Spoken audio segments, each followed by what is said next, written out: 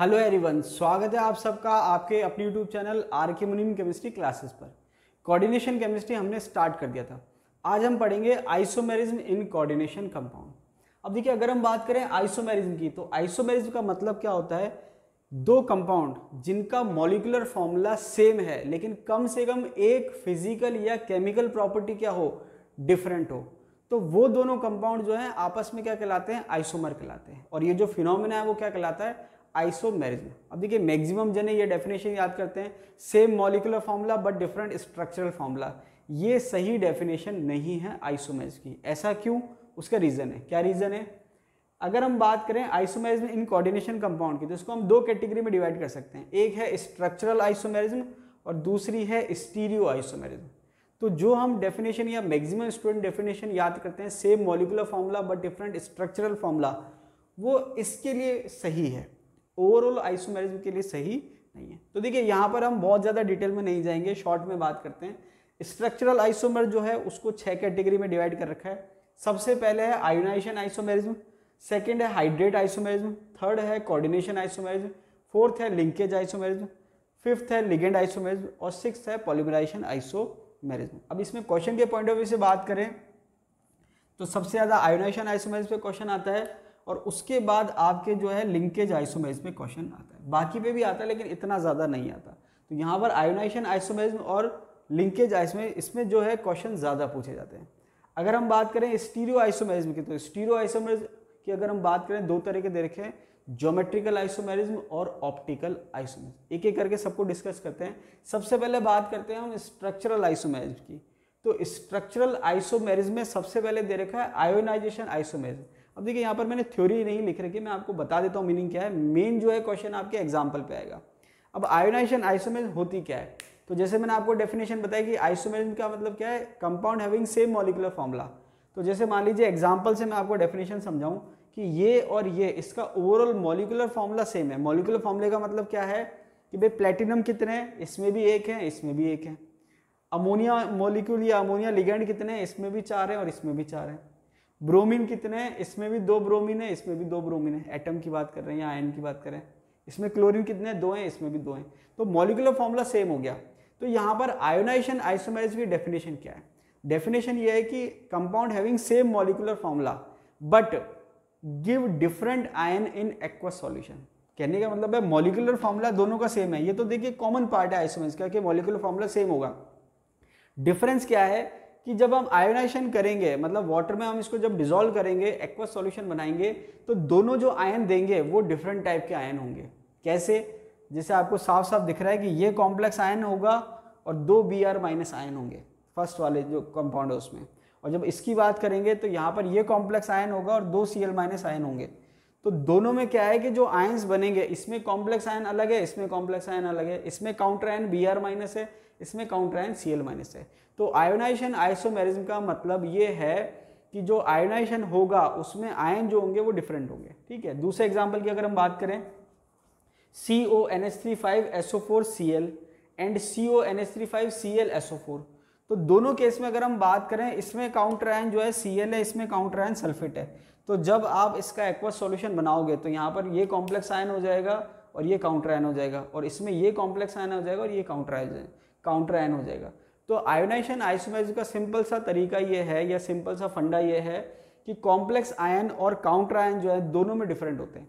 यहाँ पर इसमें ये कॉम्प्लेक्स है, ये काउंटर है, इसमें ये कॉम्प्लेक्स है, ये काउंटर है। तो जो आयोनाइजेशन होगा वो डिफरेंट आयन देगा। बहुत ईजी है, आपको आई थिंक समझ में आ गया होगा। चलिए नेक्स्ट की बात करते हैं। सेकंड दे रखा है आपके हाइड्रेट आइसोमेरिज्म। अब हाइड्रेट आइसोमेरिज्म जो एक स्पेशल केस है, देखा जाए तो एक तरह से आयोनाइजेशन आइसोमेरिज्म जैसा मिलता जुलता है। क्यों? क्योंकि इसमें भी जब हम आयोनाइजेशन देखेंगे तो आयोनाइजेशन में डिफरेंट आयन होंगे। कैसे? लेकिन इसको हमने एक अलग कैटेगरी में काउंट किया है जिसको हम कह रहे हैं हाइड्रेट आइसोमेरिज्म। तो हाइड्रेट आइसोमेरिज्म नाम क्यों दिया? वो ऐसे दिया कि एक कॉम्प्लेक्स में वाटर जो है लिगेंड का काम कर रहा है, तो दूसरे कॉम्प्लेक्स में लिगेंड जो है वाटर ऑफ क्रिस्टलाइजेशन का काम कर रहा है। तो देखिए पहला जो एग्जाम्पल है, तीनों ही आपस में क्या है, हाइड्रेट आइसोमेरिज्म शो कर रहे हैं। CrH2O6 ब्रैकेट के बाहर है Cl3, मतलब काउंटर आयन क्या है, Cl है और 3 है। सेकंड अगर हम बात करें तो CrH2 5Cl, तो जहां पर पहले 3 काउंटर आयन थे, मतलब 3 Cl बाहर थे कॉम्प्लेक्स से, अब एक अंदर आ गया, और एक अंदर आने से जो वाटर है वो बाहर चला गया as a water of crystallisation. इसकी बात करें तो CrH2O4 Cl.2H2O, तो यहाँ पर 6 वाटर एज अ लिगेंड थे, यहाँ पर 5 वाटर लिगेंड है और 1 वाटर ऑफ क्रिस्टलाइजेशन है, यहाँ पर 4 वाटर लिगेंड है और 2 वाटर ऑफ क्रिस्टलाइजेशन है। तो यहाँ पर अगर आप आयन भी देखेंगे तो यहाँ पर ये 3 Cl- दे रहा है, ये 2 दे रहा है और ये 1 दे रहा है, लेकिन इसको हम आयोनाइजेशन आइसोमेरिज्म में कंसीडर नहीं करेंगे। किस में कंसीडर करेंगे? हाइड्रेट आइसोमेरिज्म में। हालांकि इस पर बहुत ज़्यादा क्वेश्चन नहीं पूछे गए, लेकिन आपको क्लियर होना चाहिए। नेक्स्ट दे रखा है कोऑर्डिनेशन आइसोमेरिज्म। अब देखिए कोऑर्डिनेशन आइसोमेरिज्म का मतलब क्या है कि जैसे अगर आपको ध्यान हो तो मैंने जब आपको रिप्रेजेंटेशन ऑफ कोऑर्डिनेशन कंपाउंड पढ़ाया था, वहां पर मैंने आपको बताया था 3 तरह के कॉम्प्लेक्स हो सकते हैं, या इवन देखा जाए तो चौथा भी हो सकता है जिसमें कोई काउंटर आयन ही ना हो, मतलब एक न्यूट्रल कॉम्प्लेक्स हो। तो यहाँ पर कोऑर्डिनेशन आइसोमेरिज्म में क्या है कि 2 कॉम्प्लेक्स जो दोनों आयन हैं वो कॉम्प्लेक्स आयन है, पॉजिटिव आयन भी कॉम्प्लेक्स आयन है और नेगेटिव आयन भी कॉम्प्लेक्स आयन है।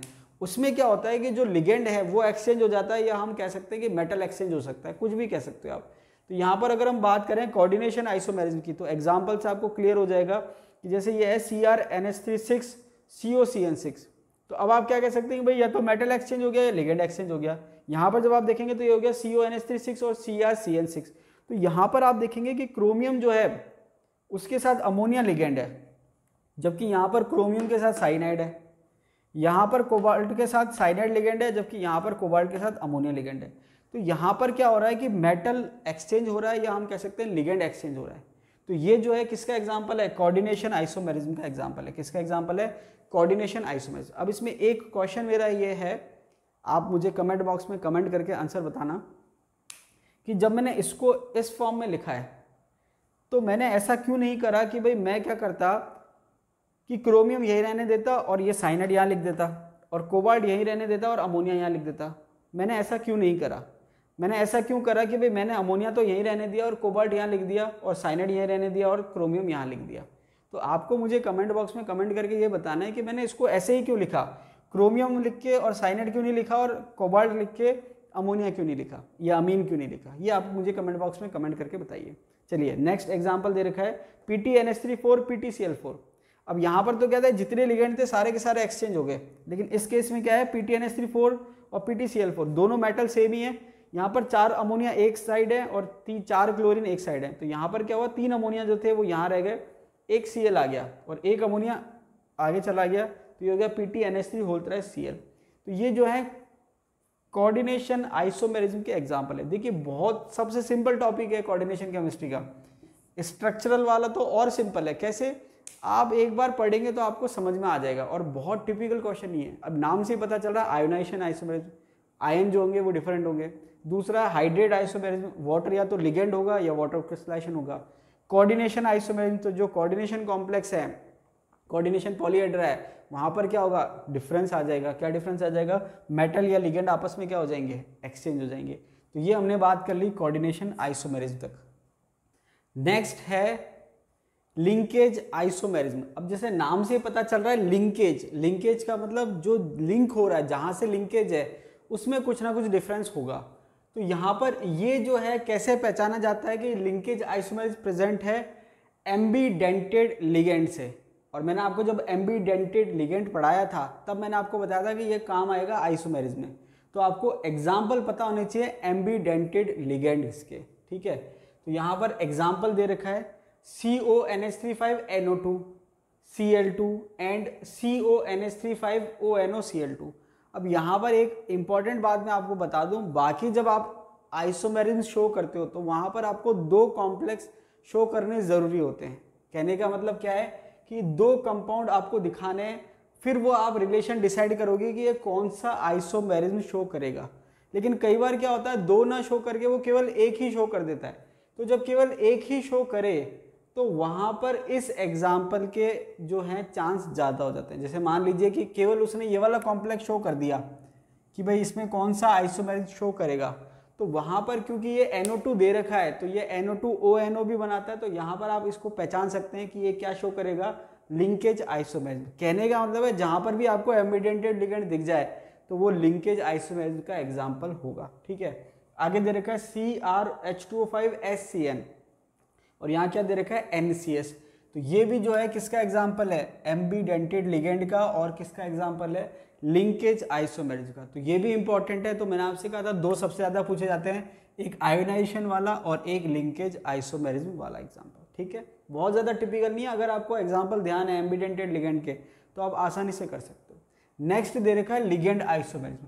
अब देखिए लिगेंड आइसोमेरिज्म में क्या होता है, जैसे नाम से ही पता चल रहा है लिगेंड आइसोमेरिज्म, मतलब आइसोमेरिज्म जो है वो किसकी वजह से है, लिगेंड की वजह से। मतलब लिगेंड खुद जो है आइसोमेरिज्म शो कर रहा है।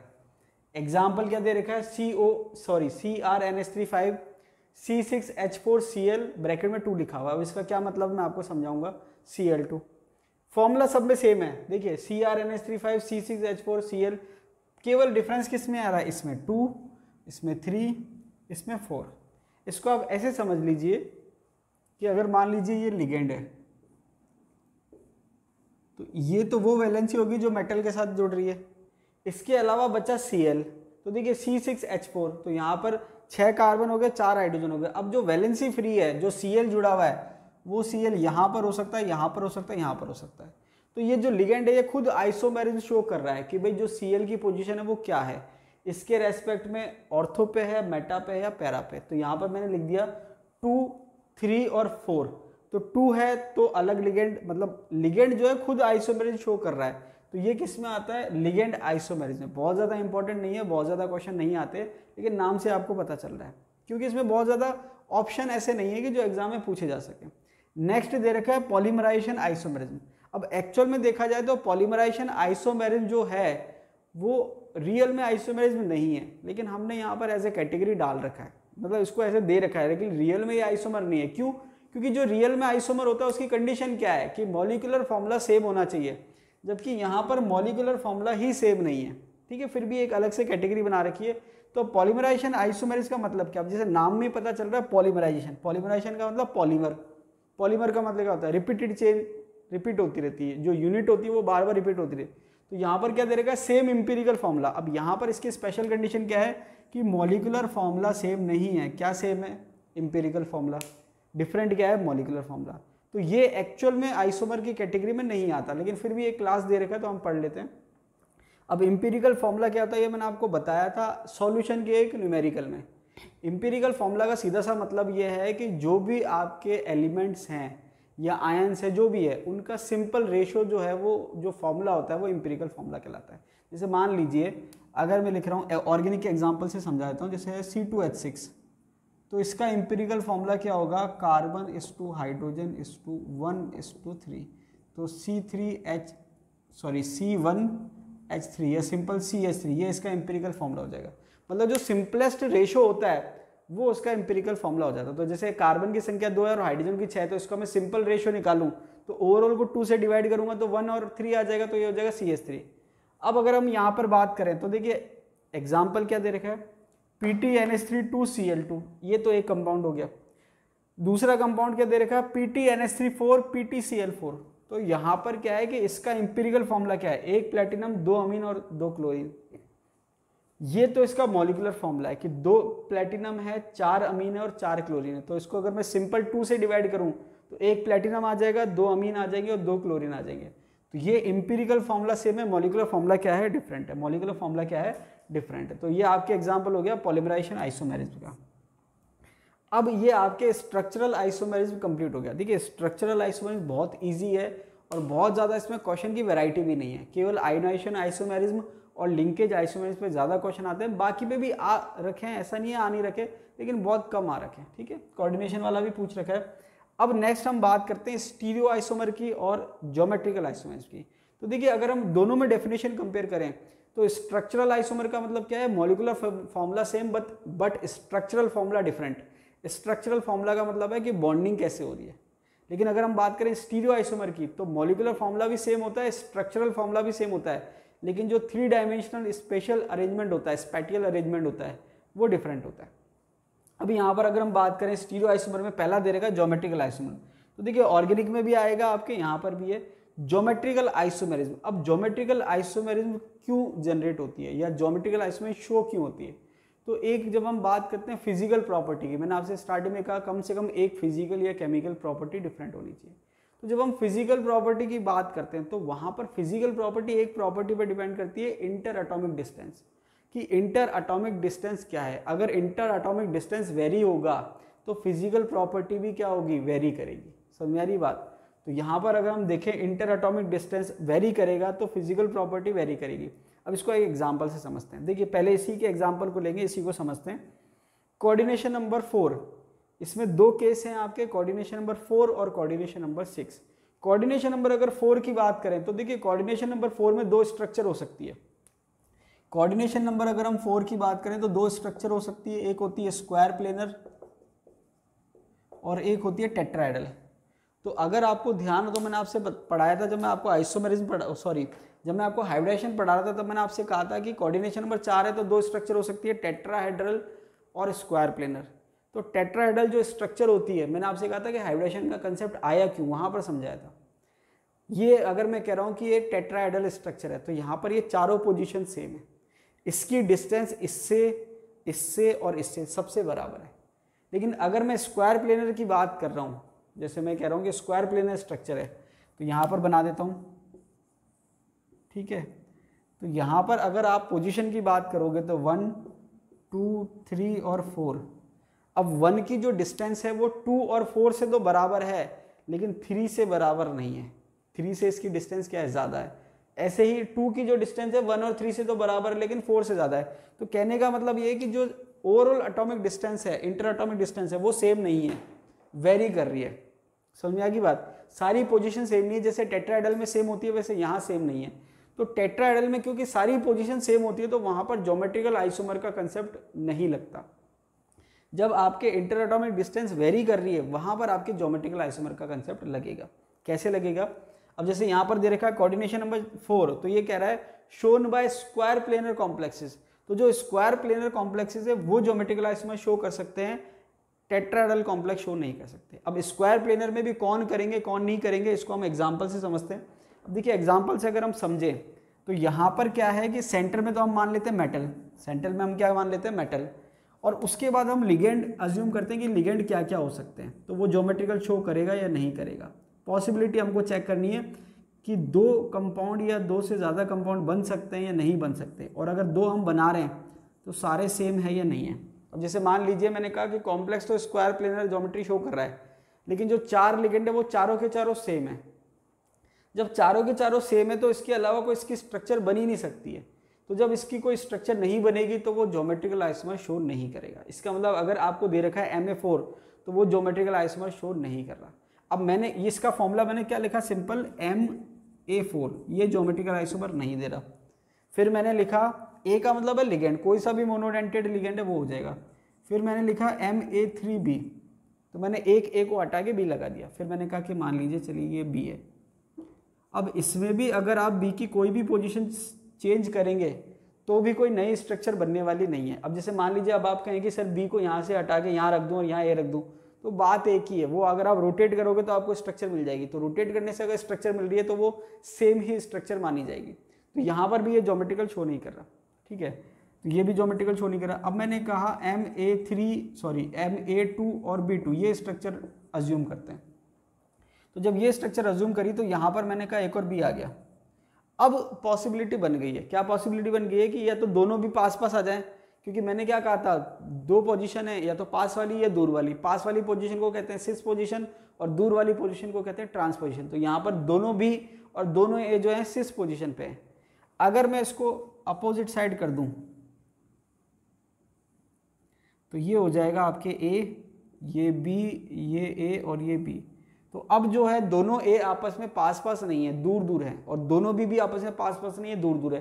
तो यहाँ पर ये 2 स्ट्रक्चर बन गई। अब यहाँ पर इंटर एटॉमिक डिस्टेंस जो मैं आपको समझा रहा था वो आपको समझ में आ जाएगा कि यहाँ पर ए और ए के बीच का जो इंटर एटॉमिक डिस्टेंस है वो कम है, जबकि यहाँ पर ए और ए के बीच का जो इंटर एटॉमिक डिस्टेंस है वो ज़्यादा है। सेम कंडीशन बी की है, इंटर एटॉमिक डिस्टेंस कम है और इंटर एटॉमिक डिस्टेंस ज़्यादा है।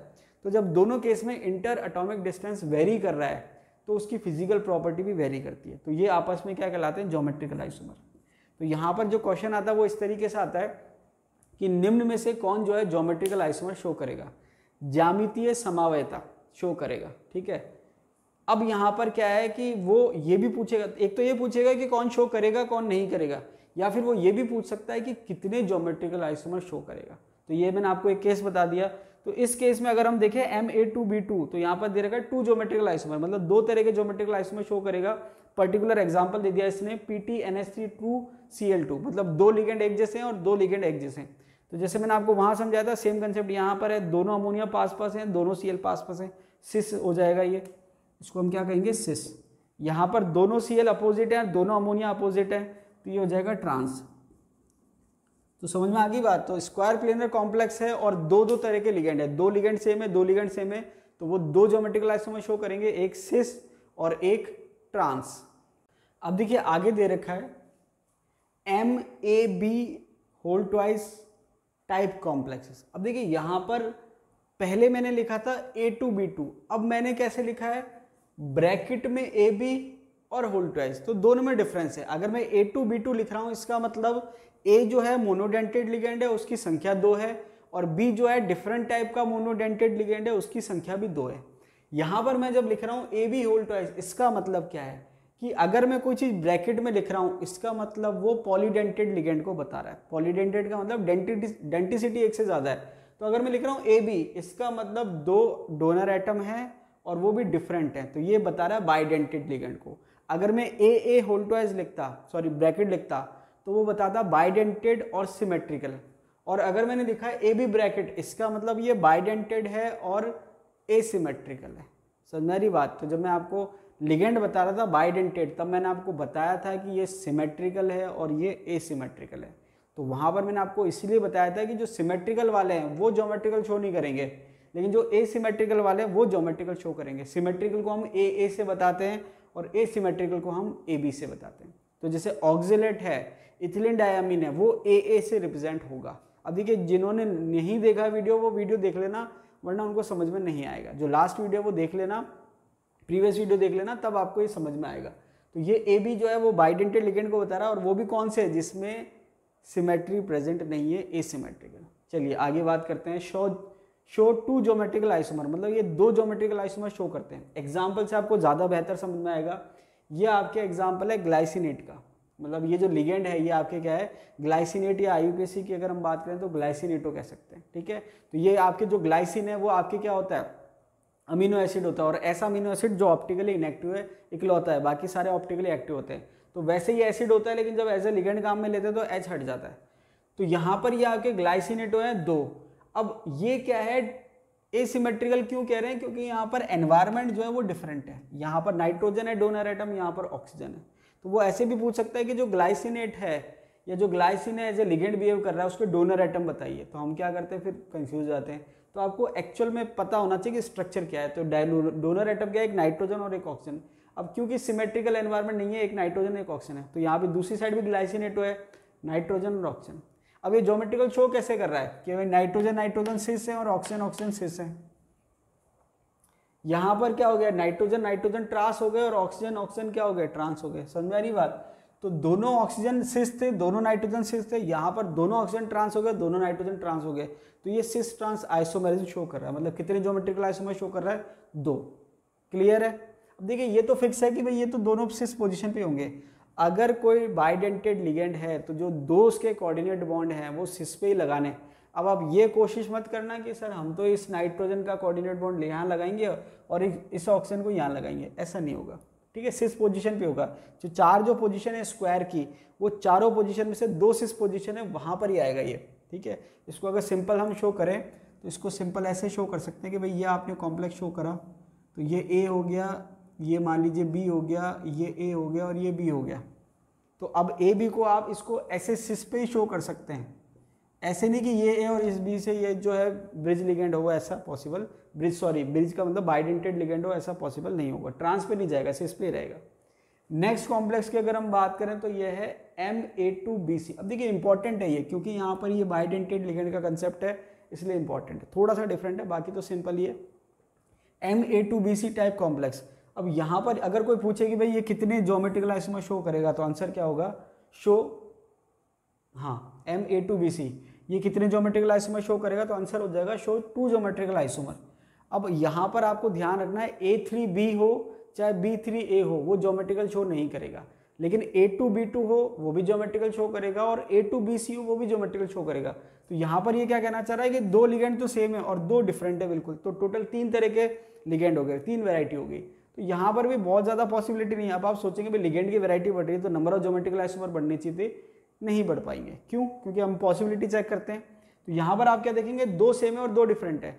तो दो सेम मैंने क्या ले लिया, अमोनिया ले लिया, दो डिफरेंट क्या है, एक Cl है और एक Br है। अब यहाँ पर दो ही पॉसिबिलिटी है, कैसे, या तो अमोनिया सिस होंगे या अमोनिया ट्रांस होंगे। अमोनिया क्या हो गया, ट्रांस, ऐसे Cl और Br या तो सिस पोजीशन पे है या ट्रांस पोजीशन पे है, दो ही पॉसिबिलिटी। बाकी जितनी भी पॉसिबिलिटी बनाएंगे वो रिपीटेशन हो जाएगा, तो वो काउंट नहीं होंगे। तो यहाँ पर कितने ज्योमेट्रिकल आइसोमर शो कर रहे हैं, 2। इसके बाद अगर हम बात करें MABCD, 4 तरह के लिगेंड है, चारों मोनोडेंटेड है। तो यहाँ पर ये कितने आइसोमर शो करेंगे, 3। कैसे?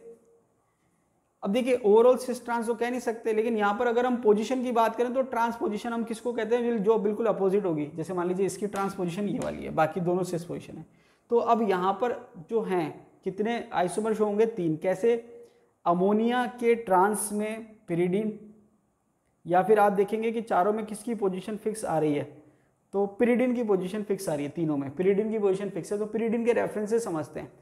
तो पिरिडीन के ट्रांस में अमोनिया, पिरिडीन के ट्रांस में नाइट्रो और पिरिडीन के ट्रांस में Cl, तो ये तीनों तो डिफरेंट हो गए। इसके बाद आप जितनी भी पॉसिबिलिटी बनाएंगे वो सब इसका रिपीटेशन होगा, ठीक है। अब ये ऐसा नहीं होता कि भाई आपने इसको नीचे से ऊपर लिख दिया, ऊपर से नीचे, वो डिफरेंट स्ट्रक्चर होता है, ऐसा नहीं। स्ट्रक्चर को हम कैसे कंपेयर करते हैं, उसकी रिलेटिव पोजीशन से। अब जैसे मान लीजिए इसको मैं घुमा दूं 90 डिग्री से, तो ऐसा नहीं कि वो नई स्ट्रक्चर बन जाएगी, रिलेटिव पोजीशन क्या है वो उस पर डिपेंड करता है। तो यहाँ पर टोटल स्ट्रक्चर कितनी बन गई, 3। एक बार पिरिडीन के सामने NH3, एक बार पिरिडीन के सामने NO2 और एक बार पिरिडीन के सामने Cl। सेम कंसेप्ट आप दूसरे के लिए भी लगा सकते हो, जैसे एक बार Cl के सामने NO2, एक बार Cl के सामने NH3 और एक बार Cl के सामने पिरिडीन। तो चाहे कैसे ही करें 3 पॉसिबिलिटी बनेगी। तो यहाँ आपको ध्यान के रखना है MABCD मेटल और 4 डिफरेंट तरह के लिगेंड हैं स्क्वायर प्लेनर कॉम्प्लेक्स में, तो वो कितने ज्योमेट्रिकल आइसोमर शो करेगा, 3। अब देखिए अभी हमने बात करी ज्योमेट्रिकल आइसोमेरिज्म की जब कोऑर्डिनेशन नंबर 4 था, मतलब स्क्वायर प्लेनर कॉम्प्लेक्सेस में, जो कि ज़्यादा कॉमन है। अब यहाँ पर हम बात करते हैं ऑक्टाहेड्रल कॉम्प्लेक्स की, जिसमें कोऑर्डिनेशन नंबर 6 है। तो यहाँ पर ज्योमेट्रिकल आइसोमर कैसे शो होता है और कितने ज्योमेट्रिकल आइसोमर शो होते हैं। अब देखिए यहाँ पर देखा जाए तो 6 लिगेंड हैं और बहुत सारी पॉसिबिलिटी बनती है। तो यहाँ पर देखा जाए तो वैरायटी जो है बहुत सारी हो सकती है, लेकिन जो आपके सिंपल वैरायटी है वो मैंने यहाँ ले ली है। इसके अलावा भी और वैरायटी है तो आप ऐड कर सकते हो, कोई प्रॉब्लम नहीं है। यहाँ पर मैंने वही एग्जाम्पल लिए जो मोनोडेंटेड के हैं, बाइडेंटेड के एग्जाम्पल भी आप ले सकते हो, कोई प्रॉब्लम नहीं है, ठीक है। क्योंकि बहुत ज़्यादा लेंथी हो जाता है और इतना टिपिकल RPSC नहीं पूछती, लेकिन थोड़े बहुत आपको बेसिक आने चाहिए। तो यहाँ पर मैं करा देता हूँ, बाकी जो बच रहे हैं वो आपका होमवर्क है, वो आप उसको करिए। जो एक्स्ट्रा मॉलिक्यूल आपको जहाँ पर भी दिखाई दे रहे हैं वो आप ऐड कर लीजिए, ठीक है। अब यहाँ पर सारे के सारे मोनोडेंटेड लिगेंड हैं, तो देख लेते हैं एक एक करके। मॉलिक्यूलर फॉर्मूला और नंबर ऑफ ज्योमेट्रिकल आइसोमर। एक चीज़ और बता दूँ कि यहाँ पर ऑक्टाहेड्रल जो कॉम्प्लेक्स है वो ऑप्टिकल आइसोमर शो करने की टेंडेंसी भी रखते हैं। ज्योमेट्रिकल तो नहीं रखते, ये ऑप्टिकल भी शो कर सकते हैं। तो ध्यान रखना कि क्वेश्चन क्या है, नंबर ऑफ ज्योमेट्रिकल आइसोमर है या नंबर ऑफ ऑप्टिकल है या टोटल है। इतना डिटेल वैसे जाता नहीं है, लेकिन फिर भी मैंने आपको एक हिंट दे दिया कि इसका क्वेश्चन का मीनिंग क्या है। नंबर ऑफ ज्योमेट्रिकल पूछ रहा है या नंबर ऑफ ऑप्टिकल पूछ रहा है या टोटल पूछ रहा है। चलिए MA4B2 कितने आपके नंबर ऑफ ज्योमेट्रिकल आइसोमर है, 2। कैसे, सिस और ट्रांस। यहाँ पर अगर आप शो करना चाहें तो 1-2 मैं आपको बता देता हूँ कि ये आपके ऑक्टाहेड्रल कॉम्प्लेक्स है। इसको आप ऐसे समझ लीजिए कि भाई स्क्वायर प्लेनर था, 4 पोजीशन तो थी, एक ऊपर और एक नीचे 2 पोजीशन और ऐड हो गई। अब यहाँ पर 4 लिगेंड एक जैसे हैं और 2 लिगेंड एक जैसे हैं, तो यहाँ पर 2 पॉसिबिलिटी है, या तो वो सिस होंगे, जो 2 B हैं, या तो वो सिस होंगे या ट्रांस होंगे, तो 2 पॉसिबिलिटी हो गई। इसके बाद सेकेंड है MA4BC। अब यहाँ पर आप BB की जगह BC कर दिया, या तो ये ट्रांस है या ये सिस है, ये दोनों पोजीशन आपस में ट्रांस होगी या ये सिस होगी, ठीक है। इसके बाद करा MA3B3। अब A3B3 के 2 बनते हैं, यहाँ पर इनमें तो हम सिस और ट्रांस नाम दे रहे हैं। A3B3 के जो नाम हैं इसमें हम नाम देते हैं फेस और मर, फेशियल और मेरिडोनियल। अब ये मैं आपको थोड़ा सा बता देता हूँ कि ये फेशियल और मेरिडोनियल कैसे है, ये आपको समझ में आ जाएगा। अब A3 और B3 है, तो जैसे मान लीजिए मैंने कहा ये A है, ये A है और ये A है, ठीक है। ये है B, ये B और ये B। दूसरा अगर मैं बनाऊं कॉम्प्लेक्स तो यहाँ पर क्या होगा, ये मैंने कहा ए है, ये ए है, ये ए है, बी, बी और बी। तो फेशियल और मेरिडोनियल जो है उसको पहचानने का तरीका क्या है कि फेशियल में जो ए है वो आपस में कभी ट्रांस नहीं होंगे और बी जो है वो भी आपस में कभी ट्रांस नहीं होंगे, जबकि मेरिडोनियल जो है उसमें ए के सामने ए आ सकता है, आ सकता है क्या, आएगा, मतलब दो ए आपस में ट्रांस होंगे और दो बी आपस में ट्रांस होंगे। तो यहाँ पर आपको ध्यान क्या रखना है कि फेशियल जो है एक तरह से सिस जैसा है, मतलब कोई भी ए जो है अपोजिट नहीं आ रहे, और मेरिडोनियल जो है वो एक तरह से ट्रांस जैसा है। समझाने के लिए आपको बता दिया। अब इसका नाम फेशियल क्यों पड़ा, फेशियल इसलिए पड़ा कि जैसे ये है, ठीक है। अब यहाँ पर ए की जो पोजीशन, जैसे आपको अगर ध्यान हो तो मैंने आपसे कहा था कि ये ऑक्टाहेड्रल स्ट्रक्चर है, हिंदी में कहते हैं अष्टफलकीय। अष्टफलकीय क्यों, क्योंकि जब हम इसको पैक करेंगे, स्ट्रक्चर को बनाने की कोशिश करेंगे, तो ये एक फेस, ये दूसरी, ये तीसरी, ये चौथी, 4 फेस ऊपर और 4 फेस नीचे। तो हम कर क्या रहे हैं, 3 एटम को कवर कर रहे हैं तो एक फेस बन रही है, ये 3 एटम को कवर कर रहे हैं तो एक फेस बन रही है। समझ में आ रही बात, 3 एटम कह दो, 3 लिगेंड कह दो। तो अगर आपके तीनों लिगेंड जो ए हैं वो एक ही फेस पर आ रहे हैं, जैसे एक फेस मैंने बनाया उस पर तीनों आ गए तो वो फेशियल हो जाएगा। अब आप ये देखिए कि 2 ए हैं और एक ए है, तो 2 ए तो यहाँ पर है, यहाँ पर कह दो, यहाँ पर कह दो, कहीं भी कह दो, और एक ए ऊपर है, तो ये ऐसे क्या हो गया, एक फेज हो गया तो ये फेशियल हो गया। बी जो है, 2 मान लीजिए बी है और एक ही है, तो ये वाली जो फेस है क्या हो गया, फेशियल हो गया। तो इसलिए हम इसको फेशियल कह रहे हैं और इसको क्या कह रहे हैं, मेरिडोनियल कह रहे हैं। समझ में आ गई बात। तो फेशियल और मेरिडोनियल क्यों कह रहे हैं, तो यहाँ पर ये 2 शो कर रहा है, ये 2 शो कर रहा है और ये 2 शो कर रहा है, ये तो कर रहे हैं सिस ट्रांस और ये कर रहा है फेशियल और मेरिडोनियल। ये भी पूछ सकते हैं, एग्जाम में पूछते हैं कई बार। अब इसके बाद जो है वो आपसे अगर पूछेंगे तो नंबर ऑफ ज्योमेट्रिकल ही पूछेंगे। MA3B2C कितने शो कर रहा है, 3। अभी आप याद कर लीजिए, आप चाहो तो प्रैक्टिस के लिए बना सकते हो लेकिन नीड नहीं है आपके लिए, ठीक है। MA3B2C कितने शो करेंगे ज्योमेट्रिकल, 3। MA3BCD ज्योमेट्रिकल कितने शो करेंगे, 4। A2B2C2 कितने करेंगे, 5। उसके बाद A2B2CD कितने करेंगे, 6।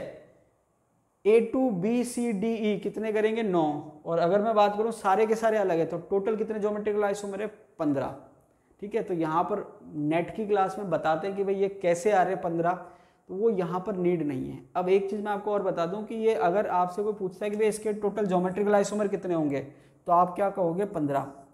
अगर वो पूछ ले कि टोटल आइसोमर कितने होंगे या टोटल स्टीरियो आइसोमर कितने होंगे, तो वहाँ पर क्या होगा कि ज्योमेट्रिकल तो है ही हैं, साथ में उसके ऑप्टिकल आइसोमर भी होते हैं, तो टोटल हो जाते हैं कितने, 30। टोटल कितने हो जाते हैं, 30। क्योंकि एक होता है कि भाई मॉलिक्यूल अगर ऑप्टिकली एक्टिव है तो वो इनैंशियोमर शो करता है, इनैंशियोमर शो करता है। तो इस केस में 15 के 15 ऑप्टिकली एक्टिव हैं, तो 15 ज्योमेट्रिकल है और 15 उसके इनैंशियोमर, टोटल कितने हो गए, 30। तो यहाँ पर मैंने ये वाला केस बता दिया, ठीक है। तो अगर वो केवल ज्योमेट्रिकल पूछता है तो आंसर होगा 15, और अगर वो पूछता है टोटल स्टीरियो आइसोमर है तो आंसर कितना होगा, 30। हालांकि इतना लेंदी या डिटेल में पूछता नहीं है, फिर भी मैंने आपको नॉलेज के लिए बता दिया। देखिए, स्टीरियो आइसोमर 2 तरह के होते हैं, ज्योमेट्रिकल आइसोमर और ऑप्टिकल आइसोमर। ज्योमेट्रिकल आइसोमर हमने पढ़ लिए, अब हम बात करते हैं ऑप्टिकल आइसोमर की। देखिए, ऑप्टिकल आइसोमर में हम बात कर रहे हैं इनैंशियोमर की। देखिए, ऑर्गेनिक में 2 आएंगे, इनैंशियोमर, डायस्टीरियोमर। यहाँ पर हम केवल इनैंशियोमर की बात कर रहे हैं, यहाँ पर डायस्टीरियोमर की हम बात नहीं कर रहे। तो इनैंशियोमर जो होते हैं वो क्या होते हैं, मिरर इमेज होते हैं, जो कि नॉन सुपर इम्पोजिबल होते हैं। सुपर इम्पोजिबल का नहीं होने का मतलब क्या है, अध्यारोपित नहीं होते। अब देखिए, इसको अगर एग्जाम्पल से समझिए तो देखिए, ये एक हाथ है और ये एक हाथ है, ये अगर मैं इसको ऐसे रखूं तो बीच में अगर मैं मिरर लगाऊं तो ये आपस में क्या है, मिरर इमेज है, आपस में क्या है, मिरर इमेज है। लेकिन अगर मैं सुपर इम्पोज करने की कोशिश करूं कि एक के ऊपर एक अध्यारोपित करूं तो ये अध्यारोपित नहीं हो रहे। समझ आ रही बात, ऐसे अध्यारोपित नहीं करना, ये तो मिरर इमेज है, इसको जब मैं अध्यारोपित करूंगा अध्यारोपित नहीं होंगे। इसका मतलब क्या हुआ कि ये जो है मॉलिक्यूल कायरल है, एसिमेट्रिकल है और सुपर इम्पोज नहीं हो रहे। तो ऐसी सिचुएशन में जब मिरर इमेज सुपर इम्पोज नहीं होती तो वो दोनों मॉलिक्यूल जो है आपस में क्या कहलाते हैं, इनैंशियोमर कहलाते हैं, या कंपाउंड आपस में क्या कहलाते हैं, इनैंशियोमर। तो देखिए, यहाँ क्या दे रखा है कि ऑप्टिकल आइसोमर्स की कंडीशन क्या है कि मॉलिक्यूल जो है एसिमेट्रिकल होना चाहिए। क्या होना चाहिए, एसिमेट्रिकल। अब एसिमेट्रिकल का मतलब क्या होता है कि जो अपनी मिरर इमेज पे सुपर इम्पोज ना हो, या तो ऐसे कह सकते हो, या फिर एसिमेट्रिकल पता लगाने का एक तरीका और भी है। क्या है कि आई और प्लेन ये एब्सेंट होना चाहिए, मतलब सेंटर ऑफ सिमेट्री और प्लेन ऑफ सिमेट्री मॉलिक्यूल में नहीं होने चाहिए। हाँ, एक्सिस ऑफ सिमेट्री हो सकती है। तो अगर किसी मॉलिक्यूल में सेंटर ऑफ सिमेट्री या प्लेन ऑफ सिमेट्री प्रेजेंट नहीं है तो वो मॉलिक्यूल एसिमेट्रिकल कहलाता है। ठीक है, तो यहाँ पर एसिमेट्रिकल हो गया। अब आगे दे रखा है can not super impose on it's mirror image. तो अगर किसी मॉलिक्यूल में सेंटर ऑफ सिमेट्री नहीं है और प्लेन ऑफ सिमेट्री नहीं है तो वो अपनी मिरर इमेज पे सुपर इम्पोज नहीं होगा। ठीक है, तो ये आपने लिख दिया। अब यहाँ पर अगर मिरर इमेज पे सुपर इम्पोज नहीं हो रहा तो जो दोनों मिरर इमेज है वो क्या कर रहे हैं, शो ऑप्टिकल आइसोमर। तो जो कंपाउंड है वो क्या शो कर रहा है, ऑप्टिकल आइसोमर कर रहा है। और जो दो मिरर इमेज है वो आपस में रिलेशन क्या है उसमें, एनेंटियोमर। अगर दोनों मिरर इमेज सुपर इम्पोज हो रही है मतलब वो एसिमेट्रिकल नहीं है, सिमेट्रिकल है, तो वो ऑप्टिकल आइसोमर नहीं देगा। लेकिन सुपर इम्पोज नहीं हो रही है तो वो ऑप्टिकल आइसोमर देगा और वो आपस में क्या कहलाएंगे, एनेंटियोमर। अब इसको एग्जाम्पल से समझते हैं। जैसे एग्जाम्पल क्या दे रखा है, MAA2। अब देखिए यहाँ पर क्या कह रहा है, ये बाइडेंटेड लिगेंड है और AA का मतलब क्या है, सिमेट्रिकल है, एनवायरमेंट सेम है। B2 ये इसने कोई एग्जाम्पल ले लिया। इसको हम और प्रॉपर एग्जाम्पल लें, COEN का होल ट्वाइस और Cl2। अब EN आप जानते हैं इथिलीन डायमीन होता है, ये इसने एग्जाम्पल ले लिया। अब ये कॉम्प्लेक्स है। अब देखिए जो मैं आपको क्वेश्चन समझाना चाहता हूँ वो यहाँ पर बेटर पूछता है RPSC। एक तो क्वेश्चन ये है कि ज्योमेट्रिकल आइसोमर कितने हैं, एक ये पूछता है कि टोटल स्टीरियो आइसोमर कितने हैं, या ये पूछेगा कि कौन ऑप्टिकल आइसोमर शो करेगा और कौन नहीं करेगा। तो ये सारे क्वेश्चन बनते हैं, समझ में आ जाएगा आपको कि जैसे मान लीजिए ये तो हो गया कॉम्प्लेक्स, COEN का होल ट्वाइस और Cl2 ये कॉम्प्लेक्स हो गया। अगर कोई पूछे कि ये ज्योमेट्रिकल शो करेगा या नहीं करेगा तो आंसर है यस, ज्योमेट्रिकल शो करेगा। मतलब ये क्या कर रहा है, ज्योमेट्रिकल आइसोमेरिज्म शो कर रहा है और ऑप्टिकल आइसोमेरिज्म भी शो कर रहा है। ठीक है, तो ज्योमेट्रिकल आइसोमर कैसे शो कर रहा है, सिस और ट्रांस। तो ये हमने बना दिया ट्रांस और ये हमने बना दिया सिस। ठीक है, अब हमने क्या कहा था कि भाई एक बार हमने इससे ज्योमेट्रिकल बना दिया सिस और ट्रांस। टोटल स्टीरियो आइसोमर निकालने का तरीका भी यही है। पहले आप क्या करो, जितनी पॉसिबिलिटी बन रही है ज्योमेट्रिकल आइसोमर की वो बना लीजिए और फिर एक एक ज्योमेट्रिकल आइसोमर को चेक कीजिए कि वो ऑप्टिकल आइसोमर शो कर रहा है या नहीं कर रहा। तो ये मैंने ज्योमेट्रिकल आइसोमर बना लिया सिस और ट्रांस। अब ट्रांस की अगर मैं बात करूं तो जो मॉलिक्यूल की स्ट्रक्चर है वो क्या है, प्लेनर है, सॉरी प्लेनर नहीं है, मतलब उसमें प्लेन प्रेजेंट है। कैसे प्लेन प्रेजेंट है, जैसे मान लीजिए कि ये आपके स्ट्रक्चर है, तो ये एक लिगेंड ऊपर है और एक लिगेंड नीचे है और ये एक रिंग इधर है और एक रिंग इधर है।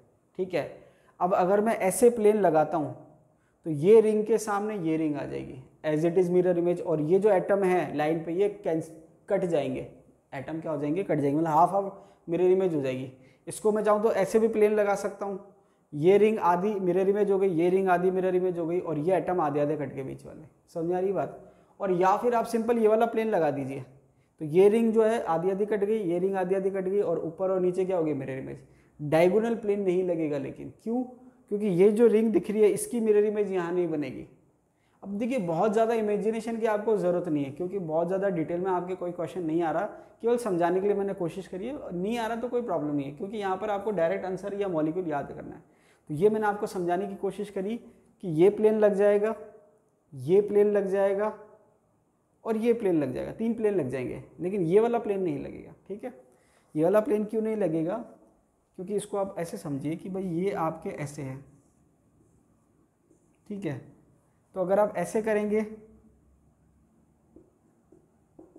तो ये और ये मिरर इमेज हो रहे हैं, ऐसे करेंगे तो ये और ये मिरर इमेज हो रहे हैं। लेकिन अगर आप इसको ऐसे करने की कोशिश करेंगे तो ये इधर है और इसकी मिरर इमेज यहाँ नहीं है, तो ये वाला प्लेन नहीं लगेगा। ठीक है, चलिए एक भी प्लेन लग गया तो वो क्या हो गया, वो सिमेट्रिकल हो जाएगा। तो ये सिमेट्रिकल है, तो ये क्या है, ट्रांस है। ट्रांस ज्योमेट्रिकल आइसोमर शो नहीं करेगा। ठीक है, क्वेश्चन की लैंग्वेज कुछ भी हो सकती है, आपका क्लियर होना चाहिए। तो पहली बात ज्योमेट्रिकल आइसोमर शो कर रहा है सिस और ट्रांस, ट्रांस क्या कर रहा है, ऑप्टिकल आइसोमर शो नहीं कर रहा। अब आई बात सिस की, ये सिस है, यहाँ पर कोई भी आपके प्लेन प्रेजेंट नहीं है, सेंटर ऑफ सिमेट्री भी नहीं है और प्लेन भी नहीं है। तो आपको क्या ध्यान रखना है कि यहाँ पर कोई प्लेन प्रेजेंट नहीं है। आप चाहो तो ट्राई करके देख लेना। तो यहाँ पर प्लेन प्रेजेंट नहीं है, तो जो इसकी मिरर इमेज है वो सुपर इम्पोज नहीं होगी। अब मिरर इमेज तो आप इसकी भी बना सकते हो, लेकिन इसकी मिरर इमेज इस पर सुपर इम्पोज हो जाएगी, लेकिन इसकी मिरर इमेज इस पर सुपर इम्पोज नहीं हो रही। तो ये जो आपस में दोनों हैं, ये क्या है, एनाइंशियोमर शो कर रहे हैं। ये आपस में क्या है, एनाइंशियोमर, मतलब जो सिस फॉर्म है वो ऑप्टिकल आइसोमर शो कर रही है। तो क्वेश्चन कैसे बनेगा कि भाई टोटल स्टीरियो आइसोमर कितने हैं, 3। ज्योमेट्रिकल शो करेगा, हाँ, कितने आइसोमर शो करेगा, 2। उसमें से ऑप्टिकली एक्टिव कौन सा है, सिस ऑप्टिकली एक्टिव है, pair of enantiomer, trans optically active नहीं है। तो जितनी वैरायटी के क्वेश्चन है सारे आप कर सकते हैं। इसके बाद नेक्स्ट एग्जाम्पल दे रखा है MAA का होल थ्राइस। यहाँ पर ये ज्योमेट्रिकल आइसोमर शो नहीं करेगा। तो अगर मैं बात करूँ इसकी ज्योमेट्रिकल आइसोमर की, तो ये ज्योमेट्रिकल आइसोमर शो नहीं करेगा, एक ही आइसोमर होगा, मतलब ज्योमेट्रिकल आइसोमर शो नहीं कर रहा। अब जो भी आपके एक ही जो कंपाउंड स्ट्रक्चर है वो आपके ऑप्टिकल आइसोमर शो कर रहा है। क्या शो कर रहा है? ऑप्टिकल आइसोमर शो कर रहा है। तो यहाँ पर अगर आपसे कोई पूछे MAA का होल थ्राइस क्या ज्योमेट्रिकल आइसोमर देगा, तो आंसर होगा नहीं। या अगर कोई पूछे ज्योमेट्रिकल आइसोमर कितने हैं, तो एक तो लिखना ही पड़ेगा ना। अब आप ये मत करें इसे ज्योमेट्रिकल आइसोमर नहीं दे रहा तो हमने तो 0 कर दिया, 0 नहीं, एक स्ट्रक्चर तो है ही, तो एक तो होगा ही होगा। और वो आपके ज्योमेट्रिकल आइसोमर नहीं दे रहा तो एक स्ट्रक्चर है, और वो जो स्ट्रक्चर है वो ऑप्टिकल एक्टिव है, तो ऑप्टिकल आइसोमर देगा। तो टोटल स्टीरियो आइसोमर जो हो गए वो इसके कितने हो गए? 2। कितने हो गए? तो ये सबसे कॉमन है, जो सबसे ज़्यादा पूछे जाते हैं वो मैंने आपको करवा दिए। बाकी और जो भी आपको केस मिले, कहीं पर भी मिले, आप यहाँ पर ऐड कर सकते हैं। तो ये थी बात आपके आइसोमेरिज्म की, जिसमें हमने दोनों पढ़ लिए, स्ट्रक्चरल आइसोमर और ऑप्टिकल आइसोमर। तो यहाँ पर आपको मैंने इतना पढ़ा दिया है कि जो भी क्वेश्चन आएगा आपके आइसोमेरिज्म में वो आपके कवर हो जाएगा। तो आज के लिए इतना ही, मिलते हैं अगले वीडियो में, तब तक के लिए धन्यवाद।